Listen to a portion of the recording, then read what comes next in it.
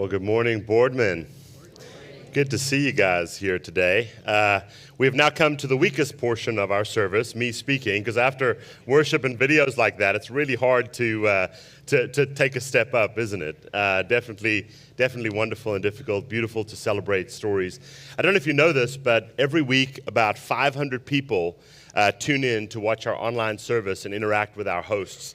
A lot of people don't always know that. They think it's just something that people watch after the fact. But Billy, who heads up our online ministry along with Jim and Josh and Don, and we have several people that are doing that, there's just an amazing way that they interact with people that have stories like this, and it's just great for us to be able to share those stories. And I was also thinking this morning, it does feel pretty close. Do you guys remember the days when people had to come forward at church? At the end of the service, they would invite people to come forward. I feel like for you guys, that's really a very low commitment. I mean, because it's just sort of, I feel like if you're at the back, you really have to make an effort. Anyway, I thought that was pretty close. I'll try not to stand too close to you this morning. But guys, it's good to be back here today. I know that over the course of the last few months, our church is going through some transition and some change, and I think that always brings a little bit of anxiety with it. But I also believe very wholeheartedly in being open and honest and transparent, because I think that's just the way to go. And I want to tell you guys that there is nothing happening that you do not know about. I think people always feel like there's something behind the scenes, and so a lot of our staff will be asked, hey, what's happening? What's going on? What's taking place?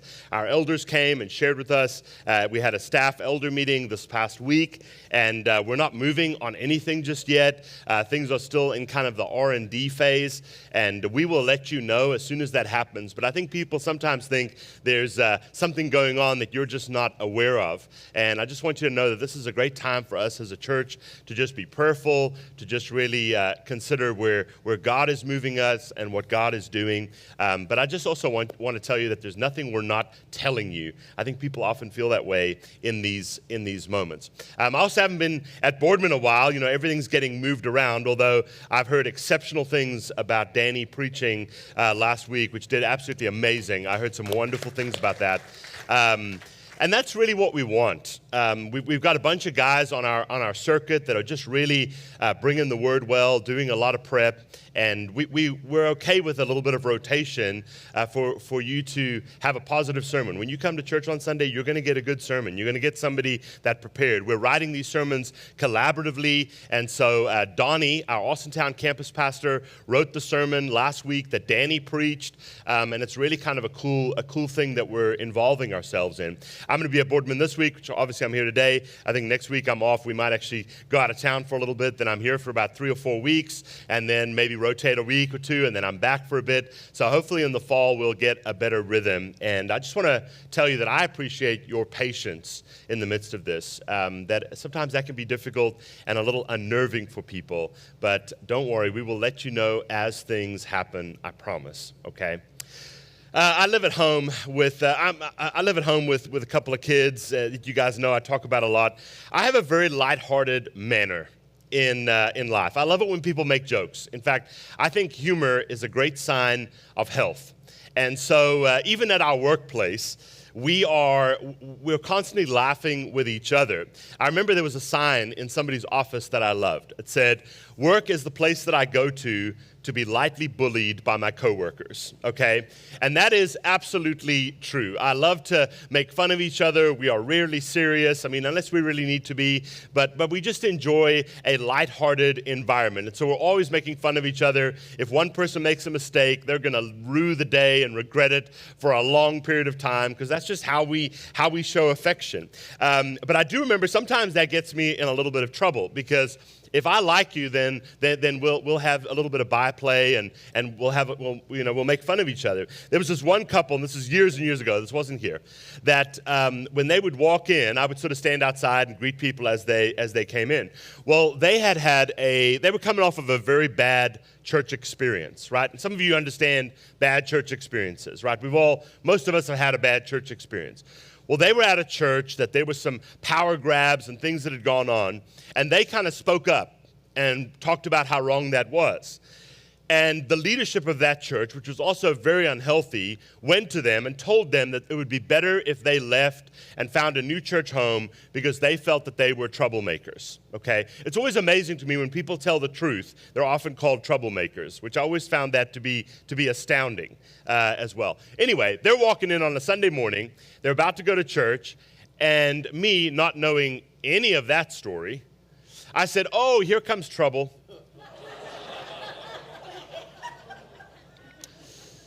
They walk in. Now, I had a good enough relationship with people that they came to us, and they after the service, I can't remember if it was a phone call or an email, and they say, "Did somebody call you from this church?"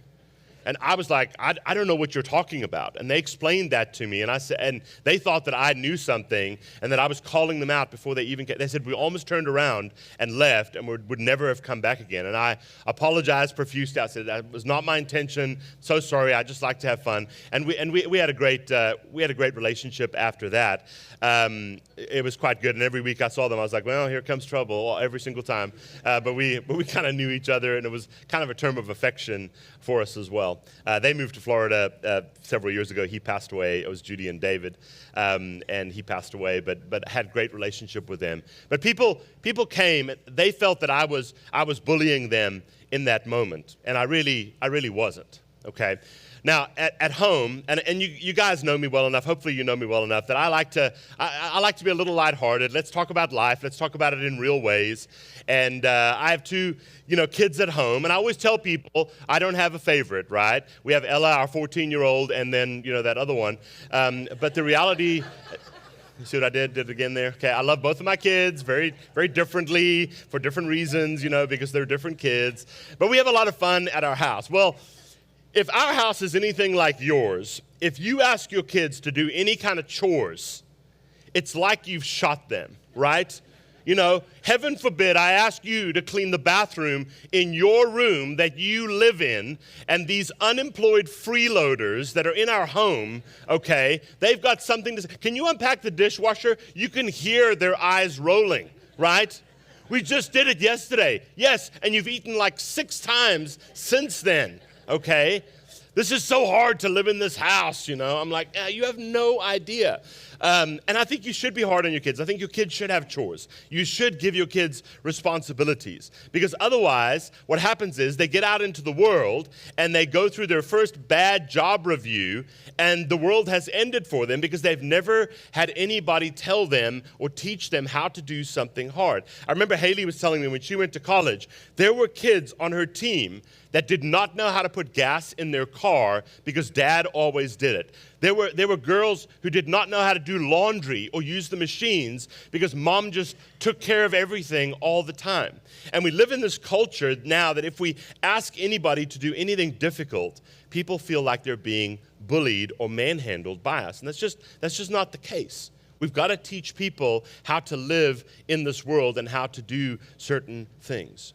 Now, we're in a series today, or second week in a series, called Excuse Me What? And this is really about this idea that Jesus has these things, these difficult teachings that he shares with people who have effectively been coddled for a long time in their faith, and he calls them out to different things. Danny spoke about this last week where Jesus calls the first disciples, right? And he says, you need to follow, you need to step towards this. And at first it seems like it's really quite easy, but it's actually a shocking truth that they've got to give certain things up in their lives in order to be good followers of Jesus. And the people around there, sometimes Jesus would make these very big statements, and people felt that he was sort of bullying them into a position or into something. He was just telling them the truth, and they didn't know it.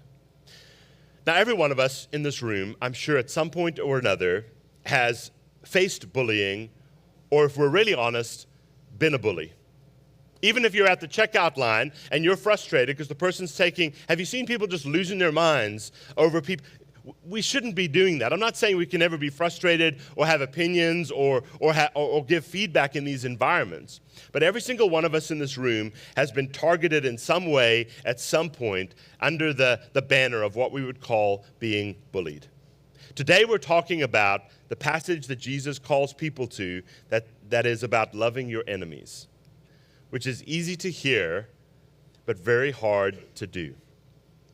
I was about 15 years old. You guys may know I went to boarding school for kind of the last 5 years of my school career, and there was these two kids that were kind of bullies. They were sort of the nemesis that I had at school. And so what would happen is on Friday afternoons, I would go home. My mom would pick us all up, and we had kind of a carpool that we would all take turns. And then sometimes we would go back on Sunday evening, but sometimes on Monday morning, we'd get up at 5:30. We'd leave the house at 6. It was about an hour drive. We'd get there by 7, plenty of time to be in school. Well, both of these guys came from very different homes than I came from. The one guy over here, Michael, he lived with his mom and his sister. Dad was not in the picture, and I think that there was a lot of tension and difficulty. Mom worked all the time. There was lots of things going on. He got into some trouble, and so that's why he was at this school. The other kid on this side, Gary, Mom and Dad had got divorced. Dad had moved 1,000 miles away. New stepdad came in the picture, didn't really care for him that much. Little brother got to stay home. He got sent to school. And so what was probably a difficult weekend for the two of them, they got in the car and they had that frustration, that annoyance. And so anything that they experienced or any person that they came into contact with was going to be an enemy, and they were going to try to show some power. So we were sitting in the car, 6 in the morning on a Monday morning, and they start kind of going at me. And I was very nice, I was very kind, and I said, guys, just stop it. Just leave me alone. Just da-da-da, whatever. And I got to that point where I hit my fill. And they did something to me. And I'm not a violent person. I really am not. But I made a fist, and I turned on my hips, and I just caught every bit of his face on the way through. Now, I don't know if you've ever been punched in the face. I hope you haven't. But if you have, it kind of stuns you for a second, right? You don't actually know what's happened for a minute. It's a body's form of protection. And he was sort of stunned, and there was kind of dead silence in the car for probably about 5 minutes. And then after that, he was like, well, as soon as we get to school, I'm going to, and they were all kind of at me again. They came at me at school again. I stood up for myself one more time. Nothing bad happened. They never messed with me again, right? It was good. But I've always been conflicted about that story. Because while I'm glad that I stood up for myself, there were probably better ways. I mean, we connected years later on Facebook, and their lives, really, these were the things that they were experiencing day in and day out.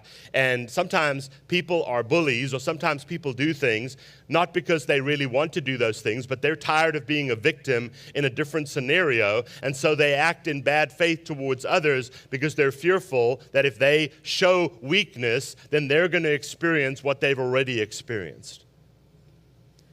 And this is why at our schools, even today, which I agree with, and even in our workplaces, outside of the fun that we have this thing called zero tolerance. Because you see, what bullying ultimately is the inability to process emotions effectively. Right? Instead of being able to have dialogue or talking about things, this is when we start throwing things or yelling or acting outside of that. And what Jesus is going to talk about in today's text is how do we deal with our Christianity and our humanity when those two things collide, because we all have some natural bents towards these things.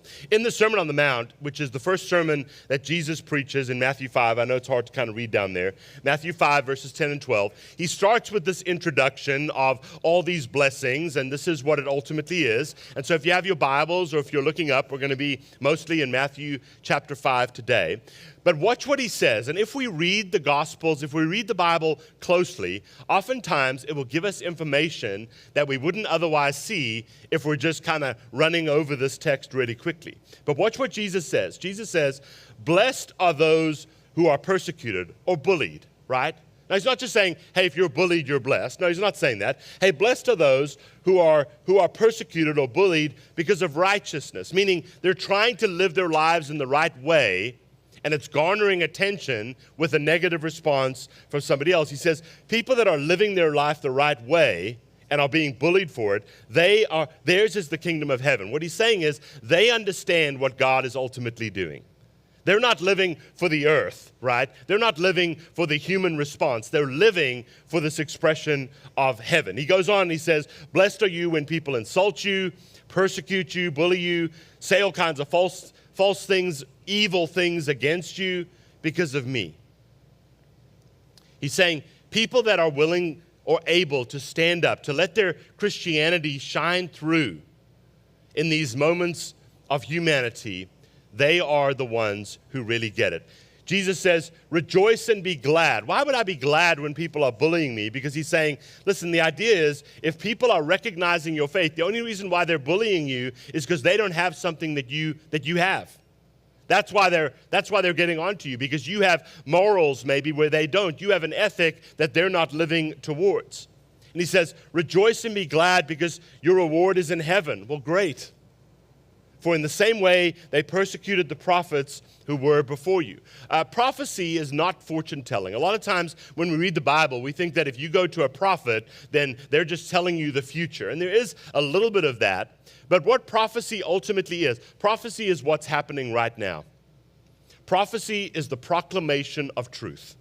That's what prophecy ultimately is. And this is what he's saying is that if people are persecuting you because you're telling the truth, they've done this for a long time. And we actually should count ourselves lucky that they're willing to persecute us because they ultimately see our faith. He's going to go on here. This is the heart of what we're talking about today. This is the text. Jesus says, you've heard it said, eye for eye and tooth for tooth. This was a literal translation of some texts that we see in the Old Testament, okay? If you look at, Exodus 21 or Leviticus 24 or Deuteronomy 19, this is where that comes from. And what it really says is, if you get in a fight with somebody and they knock one of your teeth out, you're allowed to knock one of their teeth out. If you're getting in a fight and something sharp, they stab something sharp in your eye and you lose your sight, you're allowed to take one of their eyes, okay? It's kind of a weird, if you're driving down the street and you're driving too fast and one of their sheep run out, you kill one of their sheep, with your car, you've got to give them a sheep back. It's very much an idea of equality, okay? Whatever you do, you need to give back and you need to make reparations of equal value. Now, it doesn't say if you accidentally kill someone's sheep, then they can come burn down your barn. It's got to be equal, okay? It was all about making things right on an equal scale. He says, you've heard it said, eye for eye, tooth for tooth. But he says, I tell you, don't resist an evil person. If a person is coming at you and wants more than they deserve, don't resist that. Now, that's a hard verse for us to hear, right? Now we're stepping behind enemy lines and we're seeing something that maybe is not there. It says, if anyone slaps you on the right cheek, turn to them the other also. Now, I'd like to illustrate this, so if I could have a volunteer. No, I'm kidding. But I want you to watch this. I want you to see this. If someone slaps you where? On the right cheek. If I am facing you, if you slap me on the right cheek, there's only two ways that you can ultimately do that, right? If I'm standing away from you and you slap me on the right cheek, you're kind of sucker punching me from the back, right? You see? If I'm standing face to face to you and you slap me on this cheek, what part of your hand are you using? You're using a backhand, right? That's the image Jesus wants us to see. Now, he's not saying, hey, if people abuse you, you just stand there and take it. That's not what Jesus is about. He's saying if somebody sucker punches you, if somebody's trying to get one in, don't let that be the end of it. Rather, stop and turn and say, hey, rather face the person. If you really want to do that, then go ahead and do that. You see, it's calling to account what people are ultimately doing. And we're very good at sucker punching people. Now, we may not do that physically, but we often do that with words, right? It's like the backhanded compliment that we will give people. There's a bit of snarkiness in the midst of that. It's the same as when you're married or in a relationship and you get into a fight and you start taking, cheap shots at each other because we're human and that part of us wants to come out. Or maybe we don't even use words and now we just have the silent treatment. And then we start getting passive aggressive. Well, I'm not taking that trash out. I'll show her, I'll show him, whatever it might be. Jesus is actually in this moment, he's saying, listen, if this is happening, if somebody strikes you on the right cheek, face them and confront that. You don't have to be mean about that, but let them actually do what they want to do because they're trying to take a cheap shot at you. It says, if anybody wants to sue you and take your shirt, hand over your coat as well. This is also Old Testament. If you had a debt to somebody and you couldn't pay, they started by taking some of your things, right? Some of the collateral. And one of the things that they could take is they could take your clothing. You ever heard the expression that person would give the shirt off their back? This is the origin of it, right? They weren't allowed to take your coat. They couldn't put you in a position of exposure, but they could take your shirt. And it was a sign of, oh, I better get my life together and I better pay back this debt that I owe. This was allowed under the law, and Jesus is kind of saying, listen, you got to get out from under that. If somebody wants to take your shirt, give them more than they need. If you couldn't pay even after that, then guess what? On weekends, you weren't going to be at home. You're going to be working for them. And that's why he says, so if now you're on one of your weekend furloughs, working for them because that's what you have to do to pay back the debt. If they want you to go 1 mile, go with them 2 miles. Try to get out from under this, because it's going to allow you guys to be equals again. That was the whole purpose of the eye for eye and tooth for tooth. It wasn't about revenge and punishment. It was about justice. It was about saying, we've got to be able to make things right.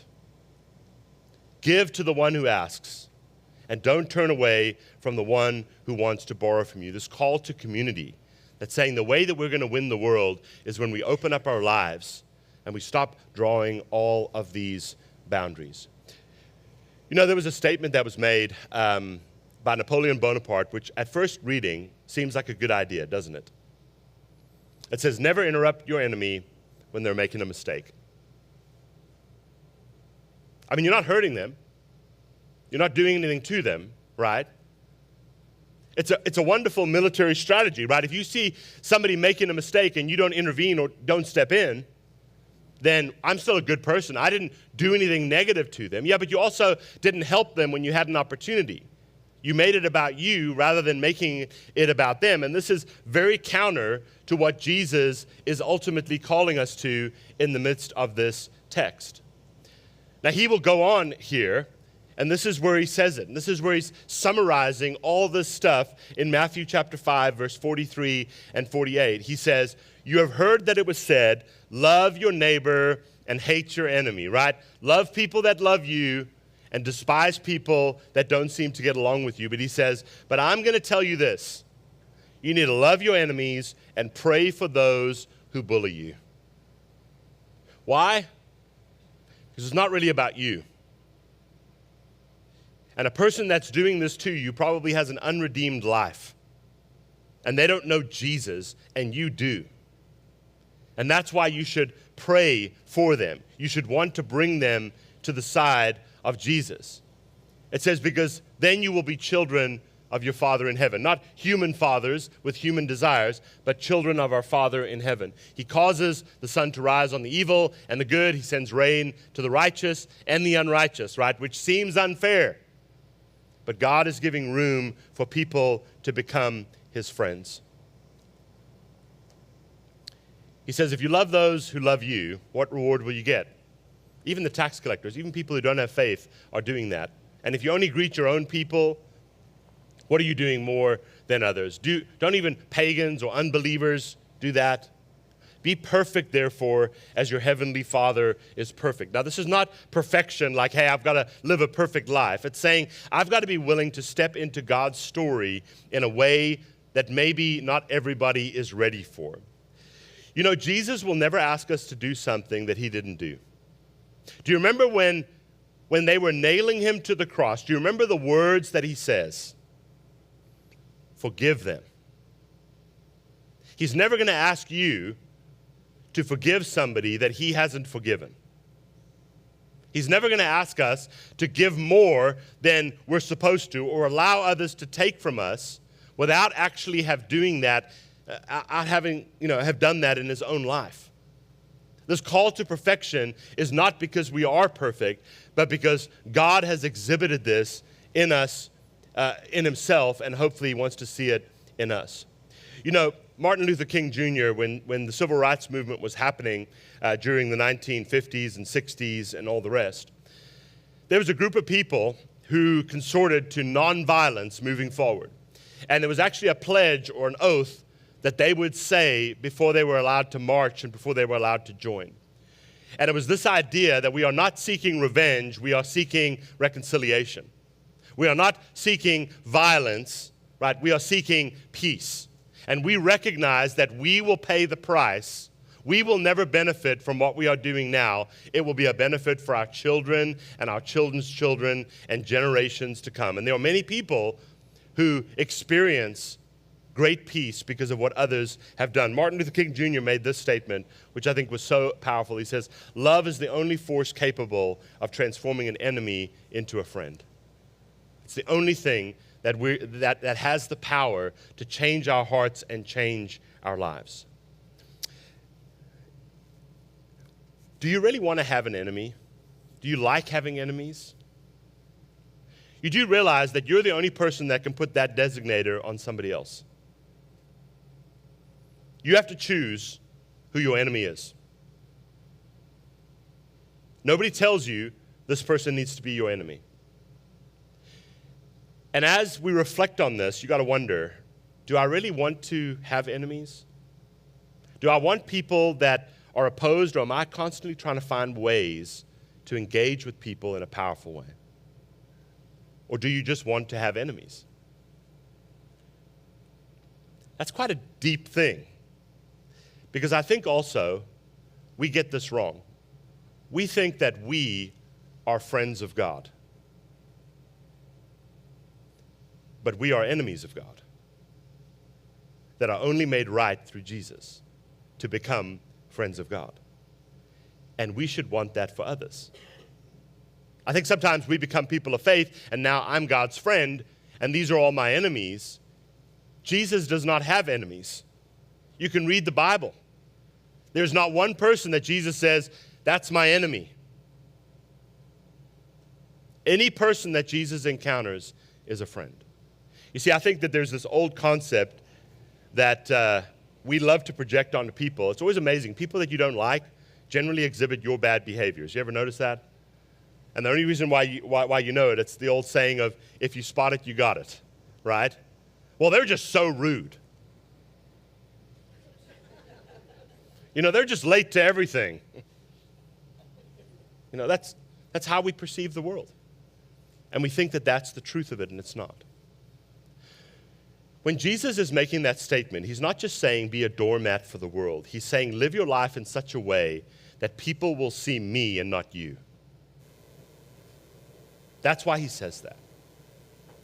That when we gather together as people, we're reminding each other, not that the world is easy or that nothing is difficult, but we're reminding that we were enemies of God that have now drawn near to God, not because of ourselves, but because of Jesus.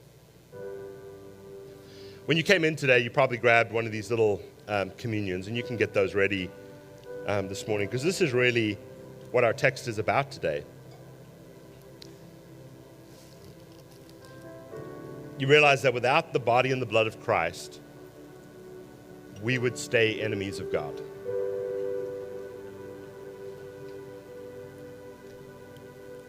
And so I think sometimes we think that when we go to the world, we're stepping behind enemy lines, and that's not actually true, because we're already there, right? We've been given the privilege to walk into the green zone or into the safe zone or whatever you want to call it.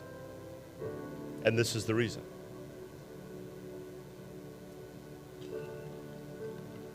Because Jesus was willing to be an enemy of God for a minute by carrying sin so that we could be friends of God again. And so the body and the blood, these represented symbols here. Jesus is saying, you should love your enemies because that's what you were and I loved you. And now we're friends. And maybe that's the call. That's what that makes that truth so powerful, is that instead of drawing boundaries in our lives where we know where everybody stands, we're willing to cross those boundaries because of the blood of Jesus and turn enemy into friends and friends into Christ followers. And then we get to do it all over again. And so as we share in the body and the blood of Christ today, realize this is a moment that you are no longer an enemy of God. And this is the call that we have as we step out into the world. And so, Father, today, we just thank you so much for the opportunity we have to be in this place, to hear words of affirmation. God, to try hard to step a little closer to who you are and what you're doing. God, that we are no longer enslaved to sin, but that you've set us free. Not so that we can gloat in our freedom, but that we can share it with a world that needs it. So, Father, today I just pray that as we share in the body and the blood, that as we receive this forgiveness and redemption into our lives, may we be willing to share it with those around us.